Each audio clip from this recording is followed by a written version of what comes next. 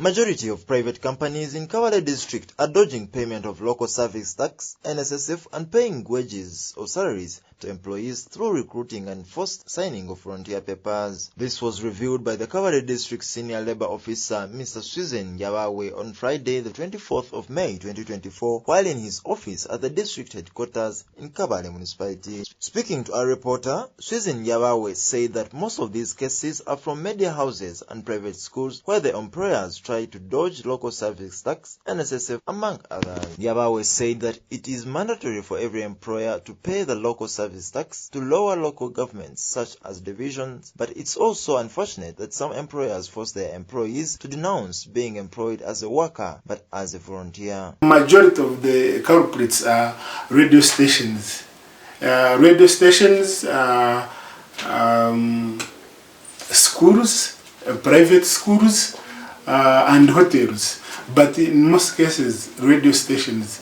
In fact, all these radio stations where you go and you try to ask those documents, everyone will say, all those people will say, the so-called employees will say, for us we are volunteers, may I come here to run this program, or if it is based on a religious affiliation, the person will say, me, I'm coming here to preach the word of God, I'm not an employee of this company. So basically, majority of the issues are coming from private schools and media houses.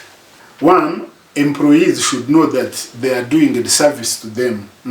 They should stick to the rule. When the employer convinces you to sign as a volunteer, and when you know that you are there working for salary, refuse, because you are doing this for your own benefit.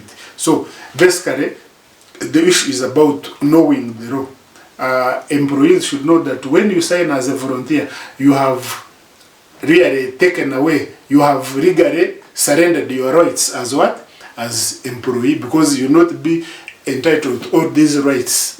Because these rights, basically, they are hinged on the employee. But now when you become a volunteer, you lose your rights. So basically, I encourage employees to basically read the law and know about their rights.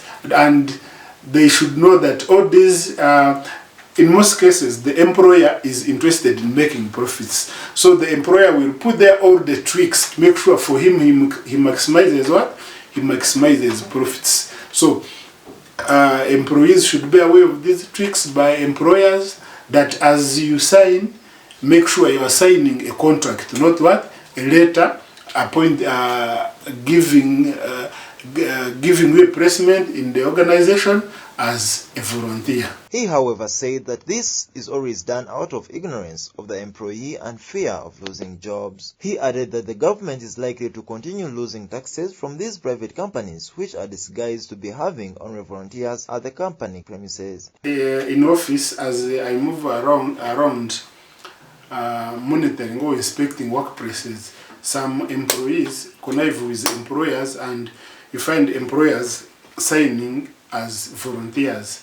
And you see, when you are in a company and you sign as a volunteer, one, local service tax will be out, payment will be out, and NSSF. So in most cases, when I go to these areas, inspecting workplaces, and I ask contracts from these employers, you find employees have already signed as volunteers. And of course, when you sign as a volunteer, the employer does not need to really put there any amount, because you are what? You are volunteering.